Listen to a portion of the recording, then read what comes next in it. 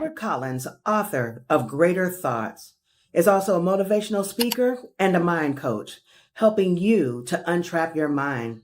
In order to elevate your team, your organization, or your business, visit Robert Collins on theuntrappedmind.com or follow him on Instagram at greater7thoughts. That's greater, the number 7 thoughts. Robert Collins says, all success starts with a thought. Now turn that thought into action and go be great. In the mirror, face the truth, I see the shadows play. This was about pushing my dreams away. Worries creeping, got me feeling so confined. But in this journey, I'm crafting a stronger mind. Rise above the noise, let positivity reign. Each step I take, I conquer fear and pain. Greater thoughts echo through my mind. Uplifted, I soar, leaving shadows behind. Each word I speak, transforming my fate. In this untrapped mind, I am truly great. Good morning. It is your host, Mr. RC. Once again, you have tuned into the Greater Thoughts Morning Show. On this 18th day of December, the year is almost over. 7 more days, y'all. You know, that's my favorite number, the number 7. I was born in the month of July, born in 1977. You know, those 7s are good numbers, y'all. But let me tell you, today, I am in the building. But before I even get to talk about in the building, let me do what God tells me to do. And that's first to let you guys know that my gratitude is with you. You know, every Thursday, I want to make sure that that's the first thing that I say before I do anything else, is let you know that I am grateful that you decided to listen to me this morning. You could be doing anything else you choose with 8 a.m., but you decide to be here with me. And if you're on the East Coast or the West Coast, you know, time may be a little different, but 8 a.m. right here in the city of Charlotte. And today I have a gentleman but he's here and he resides in the city of Charlotte. Right. His last name is Doctor, because that's also his first name, because he's a doctor. Dr. Tommy Watson. How you doing, sir? Man, all is good. Dr. RC. No, I'm just Mr. You the doctor. I'm gonna claim you that. an honorary today, brother. I'm an honorary. Hey, but you are earned doctor. I appreciate it, brother. Yeah. Dr. Tommy is in the building with us today, you guys. Dr. Tommy is a man of many hats, and I'm gonna break down a couple of them, but we're gonna dive into them. He's a doctor, as you already know. He's an author, not once, but twice, and even still working and maybe putting some more books out. Absolutely, yeah. He's a film producer. Yeah. He's been a principal. He's been a college athlete. He's been all over the place, y'all. So we're going to dive into his life today. And I'm just excited to get this show going. Dr. Tommy, today, let's just start at the beginning. Yeah. Let's start when you were a young boy. Where you from? Man, you know what? Again, RC, Dr. RC, appreciate you having me on, brother. You know, I am from 5 Points neighborhood in Denver, Colorado, which is Colorado's first Black neighborhood, home of Pam Grier, Philip Bailey from Earth, Wind & Fire, Don Cheadle, and Robert Smith, the richest Black person in America. Unfortunately, they all grew up on the other side. I was left on the other side, man, that was impoverished. So growing up there, unfortunately, RC, life was pretty tough for me and my siblings. You know, my mom and dad were drug addicts and shoplifters. They were arrested 121 times by the time I finished high school. Wait, whoa, slow down. Your parents were arrested how many times? 121 times. By the time I was in 12th grade, yeah. My goodness. Yeah. So you can imagine that. So you can imagine as a kid growing up in an environment like that, your life is constantly shuffling in and out, a lot of changes going on. So by the time I was in 3rd grade, I lived in numerous foster homes, group homes, motel rooms, lived with my grandmother several times, lived with my aunt several times, was all over the place. I have 6 brothers and sisters. Okay. RC. We have never all lived together, grown up together as kids together. As a matter of fact, I met my oldest brother by pure coincidence in a foster home in 2nd grade. And by the time I was in 3rd grade, I was a very wounded young man. And I remember in the 80s when the Crips and Bloods were being run out of LA, migrated to Denver, Colorado. So we had this huge gang problem. And I remember as a 3rd grader starting to get an attraction to the gangs. And we had the interest in the gangs. My aunt I was living with at the time was pretty smart, and she got me involved in sports. So basketball saved my life because everything I've been looking for the world of gangs I received from playing sports. Yeah, that's good. So it was amazing, you know, being introduced to the world of sports. And then by the time I was in 7th grade, I was back with my mom and dad for 2 years. We found ourselves in another difficult situation. We got kicked out of our house in front of all of our friends, evicted in front of all our friends. And my family of 9 of us moved into our 7th motel room where we stayed my entire 8th grade year of school. Slow down, Tom. Yeah. Slow down. You said 6 siblings, Yep. but you just said 9 moved. Yeah. Where's the extra person? Yeah, there you go. So my grandmother, her boyfriend, my mom and dad, my older sister and her boyfriend, and me and my little brother, my little sister. So this time my oldest brother was off in foster care with another family. My older sister, my second older sister was in foster care with another family. So we never all lived together. Yeah. 9 of us in one room. And at this time, my mom and dad were doing heroin. My grandmother and her boyfriend were alcoholics, winos. And then my older sister and her boyfriend were doing crack cocaine, all in this one space in 8th grade. So my entire 8th grade year of school, that's the chaos we were living in. I was literally walking from the motel room to the basketball court to stay involved in basketball the entire time, hoping and praying that something would come along in terms of get me out of that situation. And in doing so, I ran into a coach who came to the inner cities of Denver and talked to me and my friends about the chance going to this high school. And I remember he said, if you come out to this high school, you get a chance to go to college. And that was the first time I'd ever heard somebody talk about college. I didn't know what it was or anything else, but I was saying to myself, I need to get to this high school so I can get to whatever he was talking about. Yeah. And I remember going back to that motel room. I decided not to tell my mom and dad about the opportunity. I was going to see if I got in, took the test, I got in. And I finally went to my mom and dad, RC, and I said, hey, all you guys have to do is pay the $200 for the registration fee to get into school. I can get in. They said, no, boy, you're not going out to that white school. And I was devastated. And I remember at the end of my 8th grade year of school, my mom and dad ended up going back to prison again. And now me and my little brother, my little sister moved with my grandmother, who came out of retirement to take care of us, and moved us into the heart of our neighborhood, which was now being called Little Compton. And it was her wish that I go out to this high school and do well. So every morning as a 9th grader, I take 3 city buses, one way to this high school every day. We do the same thing on the way back, getting back home anywhere between 8 and 10 o'clock at night for a number of years. By my junior year of high school, my grandmother, who I was living with, had developed Alzheimer's disease. She had to be placed in the nursing home. My little brother taking a gun to school and attempted to shoot a kid who did a drive-by shooting on our house. He was now shipped off to juvenile prison. My older brother was coming back around. He was gang banging. My older sister was on the streets doing crack cocaine. And my life was just in chaos. My mom was getting out of the prison at this time. She was trying to do the right thing, no longer using drugs, trying to get second chances, but nobody would give her an opportunity for a job because she had a record. So my mom turned to selling drugs to take care of us. And in the middle of my senior year of high school, I get the daunting call at school. My mom just got busted for selling drugs and was on her way back to prison again. It was her 44th time she'd been arrested. My dad was already sitting in prison, arrested 77 times. In the meantime, I was an All-American football player, had over 30 D1 scholarships for football, coaches from across the country coming in to check with me, and I eventually found myself homeless. A friend and family came through and let me sleep on this floor for the remainder of my senior high school. I left Denver in 1992, RC, put on a Greyhound bus, and I never moved back home. I got to University of Minnesota, had no home address. I got to University of Minnesota. The University of Minnesota had never had a student athlete come there with my circumstance. So I got there. My mom was in prison. Dad was in prison. My little brother was in prison. My grandmother, who was my last legal guardian, was in a nursing home. My oldest brother's back in Denver gang banging. My older sister's back there on crack cocaine. My second older sister was in foster care in Iowa. My younger sister lived with my aunt. And between my junior and senior of high school, I lived in 5 different locations and came to University of Minnesota, like I said, with no home address. So that's how I arrived at the University of Minnesota. Yeah. I'm lost for words over here. I want to ask you though. You know, the show is called Greater Thoughts. Yeah.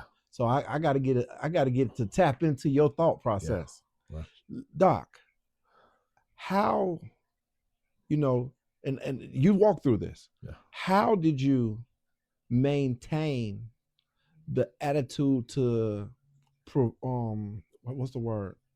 To perform in school? See, it's one thing to perform on the court. It's another thing to perform on the field because you can take your stress away. A lot of any athlete, let's put it that way, any athlete can understand walking onto the court. When you walk onto the court, everything else leaves. It's like you just out there with the guys that you're on the court with or the field. You know, we use that as a place of escape. Absolutely. But when you're in class, you're sitting there. Yeah. How did you navigate through that? Yeah, it was actually tough. A lot of people don't know about me is I have dyslexia. So, and it was undiagnosed when I was coming through school. So I just knew that I was try to read and I would see the the letters moved around and the words moved around, and the kids would laugh at me, and the teachers would tell me I'm not paying attention. So school was always a struggle for me. So I was a D plus C minus student. You know, You was luckily, getting past. yeah, just getting past by. Yeah, luckily I was a pretty good athlete though, so it helped me there. But I was a hardworking student though. I was always one that was gonna, even with dyslexia, my reading fluency may be low, but my reading comprehension is very high. That's good. So I had to counter that with making sure that the things that I was reading, because typically when you have dyslexia, you're reading out loud for letter and word identification. But I learned how to highlight things. I learned how to circle things. So my comprehension was really strong. So that really helped me get through and know the materials that I was dealing with. But it came at a slower pace than some of the other kids. But I was a very resilient young man because staying in my circumstances wasn't going to be an option for me though. It wasn't going to be an option. So school was going to have to work with D pluses and C minuses no matter what. But I was getting out of that environment though. Yeah. No, that's really good. That's really good. See, you dropped some jewels on us. And so if you're listening and you have a child going through this, you know, what I want you to understand is that there's a book that he has, and we're going to get into that now just because he brought it up. But it takes resiliency, even when the cards seem to be stacked against you. Right. You know, if you listen to the show last week, we talked about consistency creating momentum. Yeah. Well, consistency created momentum. Momentum helps create miracles. Right. And I want to say it right now, that was said by the gentleman last week, Dennis Reed. But today I'm going to say, that's you, Doc. I appreciate that, bro. Yeah, that's absolutely. you. Because, you know, the chances of you becoming a statistic were all in your house. Absolutely. It wasn't even all around you. Right. It was in your own home. Absolutely. Absolutely. You know, Yeah. You know, thank God that one of the stray bullets didn't come through your house and take you out. That's right. The reason your brother decided to take a gun to school to try to avenge the situation. Absolutely. Yeah. You know, so you are the anomaly in those situations. Yeah. Let's talk about that resilience, all up to the point of your book. Yeah. Yeah. So, you know, the key to resilience, people often ask, you know, which brought me to my book, was they said, you know, what did you learn from your circumstances? I said, you know, I learned how to be resilient. But resiliency starts, RC, with having a dream beyond your circumstances. I had to dream beyond my circumstances. When I was in the midst of 5 points and everything was looking bad for me, I would literally spend a lot of days walking, getting on my bike, going to see other neighborhoods, talking to other people. I would spend a lot of time dreaming beyond my circumstances. So, you know, for anyone who's going through any struggles out there, first I'll tell you, man, you gotta be able to have a dream beyond your circumstances, which ties into one of the principles of resiliency, which is around hope. And hope is about having only positive expectations. Say that again. Having only positive expectations. And I'm going to bring it back one more time. Yeah. Having only positive expectations. That's the analogy, everybody. Yeah. Lock into that one. Yeah. So when I said that I was getting out of that environment, I was getting out of that environment. If it wasn't sports, I was going into the military. But I was not going to allow myself to succumb to all the stuff that I was seeing around me. It was never an option for me. It wasn't that I was a great student.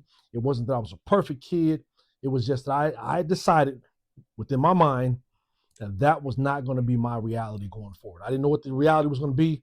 Military or even in college sports, I couldn't tell you what the how was going to look like, but I can tell you that the what for me was going to be one of those options. But dying in 5 points in those circumstances was not going to be my reality. Never. I never gave in to that being my reality. You know, and you're putting out something as well that I'm picking up, and it's the ability to lock in through visualization. Absolutely. And through true faith in your desire. That's right. You know, a lot of times what happens to us is we have this dream, we don't know how it's going to come, and we get so locked into the how that we stop working. That's right. The resiliency and the consistency to the work that's necessary starts to fall off. That's right. That's right. And today I sit with Doctor. And so that goes to show that it was way beyond meeting that coach. Absolutely. And getting into that school, because you got into that school, but you could have stopped there. Absolutely. Yeah. So absolutely. What happened when you got to Minnesota? Got to University of Minnesota. I had dreams and aspirations of going on to become a #1 draft pick for my Denver Broncos. And lo and behold, my third year. The Bears. We'll crush y'all, man. I don't think so. Y'all. We're gonna see. Hopefully, come on. Let's keep we'll come back to the come back to the podcast. Come on. We'll talk about football later. Yeah. Come on. So I get there, and the funny thing is, so I left Denver, and I declared no one's gonna ever know my story. I never planned on telling my story. I got on the Greyhound bus 3 days after graduating. I have to live in almost 30 different locations back home in Denver. My mom was arrested 44 times. My dad was arrested 77 times. I got on the Greyhound bus. I got to University of Minnesota. I said, no one's going to ever know my story. I was there to punish people on the football field, and I was going to go to the NFL and make lots of money, be happy. So my third year of college, I was struggling. Things looked good on the football field. I was fighting cats and having these headaches, crying myself to sleep at night. My vision was blurred on campus. And I remember going and talking to one of my academic advisors, and she said, are you okay? And I said, yeah, I'm good. I left her office. I went to the players' lounge and opened up my books, and bam, my head just came crashing down on my books. I just started crying. And then she walks to the door. She's like, you're not okay. She said, you got to talk to somebody. And I was like, nah, I'm okay. So I decided to open up to one of my teammates and told him a little bit about me. He said, man, God has been looking out for you. I got angry with him. I said, hey, man, don't you ever tell me God has been looking out for me. I said, if God has been looking out for me, I wouldn't have went through blah, blah, blah, blah, blah, blah, blah. I went back home to Denver. My mom was out of prison. I was driving my older brother's minivan. We just picked up his girlfriend. I pulled up in front of the house. I noticed at the corner, there's a black Cherokee sitting at the corner. Mm-hmm. Cherokee turned and started coming our way. My mom is giving me grief about not being able to get parallel parker. And then suddenly we start hearing pop, pop, pop, boom, boom, boom. It was gunshots. And that's when the glass started shattering on the van. With my foot on the brake, I turned towards the middle of the car, covering up my head and my chest area as the glass was falling on me. And I'm thinking to myself, man, I'm about to die. And then the gunshot stopped. And I popped up and got the glass off me, see if I'd been shot, and I hadn't been. I looked to my mother. My mother wasn't moving. I started to panic. She eventually pops up. Young Beck pops up. We stepped from the minivan. The van is shot up from front to back from two shooters. And in that moment, I told myself it may have been something to what my man was saying about God watching after me. I went back to University of Minnesota, a completely different person. I ended up getting injured, but I knew I couldn't go back home. And what that did for me at the time was it forced me, RC, to really, really lock in to make sure I got that degree though. Because one of the things my coach used to tell me and a teacher used to tell me at my high school in Denver, Mullen High School, was that education is the one thing no one ever can take away from you. Yeah. And I got that education, and I knew I didn't have safety net. So then I said, I can't just get one degree. I got to go get another one. And I ended up getting 4 degrees. What are they in? So I have I have a bachelor's, I have a master's in education, I have an advanced graduate degree in K-12 education, I have a doctorate degree in education and leadership. So I knew I had to get the education because that was the one thing that no one can take from me. But I also knew from my circumstances, I didn't have any safety nets. So I needed as much education as I possibly could. So when I felt on, if I ever felt on, the situation where I needed something, I could always turn to my education and not necessarily depend on family that wasn't there or anything else like that. Yeah. That's big. Yeah. That's big. So let me ask the question that everybody listening want to know. Where's mom today? Yeah. Unfortunately, my mom, a lot of damage that was done to her body from heroin. She passed away back in the early 2000s. She had a great run the last 10 years of her life. She was clean, but it was so much damage that was done to her body from heroin early on, ended up losing her life. And then my dad died from COVID a number of years ago. Yeah. My condolences on both of those. Yeah. Yeah. So you in Minnesota, mm-hmm. You just graduated with 4 degrees, a doctorate being one of them. Yeah. And now what's life look like? Yeah. Are you got your little tenderoni? That's the word that goes along with that time of day, right? You got your tenderoni. So I had the family. The family. Became a school principal. I wanted to make an impact on our kids from that aspect. Many people used to ask me, he said, Dr. Watson, why didn't you go in to become a coach? I said, no, I want to show our black boys you can do more than just be a coach. So I became a school principal, led one of the highest schools that had poverty in Minnesota. We had the highest number of homeless kids in the district. And we went on to achieve great things academically. And I want to show those kids, no matter what environment you come from, you can achieve. But it was more importantly, I had to show my staff that no matter what environment the kids are coming from, the kids could achieve if you believe in them. And that's what we pushed them to do. And we did very, very well. And I decided afterwards that God was calling me in a different direction. In particular, he wanted me to share a message of my story and hope would have brought her out. And so I walked away from being a principal. At the time, it was 2010. And I've never looked back. Yeah. So what year did you move to Charlotte? I moved down here in 2013. Okay. Yeah. My last year in Minnesota, we had 54 days below zero. And I said, I'm done with Minnesota. We haven't had any days below zero, at least not yet. Hopefully we'll make it through the rest of this year without any, I'm right? going to Florida if we get any. I'm going to Florida. I hear that. I hear that. Yeah. So now you're in Charlotte. Yeah. And how are you at that point looking to make the impact on the community? Yeah, and again, going back to, I had the book already, but I also knew that there was a lot of people that didn't read books. So I said, what else can I do to have an impact? So I decided in 2018 to do a short film on my story, which ended up winning 8 awards. And then now we're working on the feature film. You gonna tell us the name of the short film, Resilient? Check us out. It's on YouTube. Now let me clarify: the 8 awards were not for the acting. The folks in the movie initially, they were my friends, my fraternity brothers, and my family members. But the storyline itself won 8 awards. But now we're working on this feature film again to bring and shed a light on homelessness, which is a huge problem. Childhood homelessness, which is a huge problem in our country right now, which impacted about 4.2 million kids last year. And I tell people the purpose of the movie is going to bring awareness to homelessness. And people say, that's okay, we get it. But most people associate homelessness with poverty, and they're 2 different things. 2 different things. And I tell people the difference is, so we got kicked out of our house in 7th grade, moved to that motel room. That motel room was not our address. We didn't qualify for government help. Mm-hmm. My friends who lived in the projects, not to minimize their situation, but they were getting a lot of government help because they had an address attached to their names. When you're living in motel rooms and transitional housing or doubled up with other people, those are not your addresses. So you don't qualify for a ton of resources that everyone in poverty gets just because you don't have that address attached with you. Yeah. So from that point, you were doing, were you in the school system when you came here? No, what did you do first when you came? I was just solely speaking, just going around the country doing motivational speaking. Yeah. Motivational speaking. Yeah. So you went from the principal to now going around the country teaching teachers absolutely how to be empathetic, sympathetic, and also be reasonable. Absolutely. Because sometimes we forget what it means to be reasonable. Absolutely. And, because you don't know what it's like to live in that child's shoes most of the time, right? Absolutely. And my message to a lot of teachers and principals were, you can have high expectations for kids and have high care as well. As a matter of fact, that's what you want to do. You want to have high care, make sure kids are good, but you also want to have high expectations as well. We want to make sure we're pushing kids to be able to not just barely get through school, but being able to get through school and a solid place where they can actually have a life beyond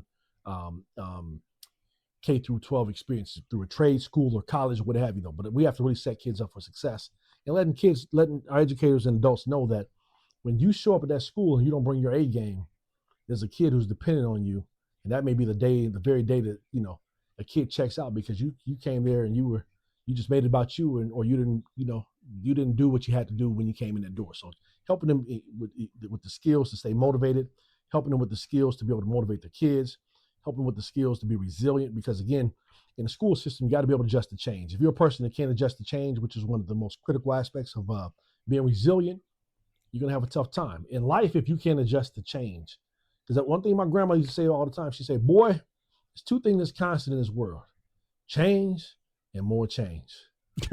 And more that's change. Good. So you better get ready for it. Yeah. That's right. Absolutely. So look, in that, you were saying the new movie. Mm-hmm.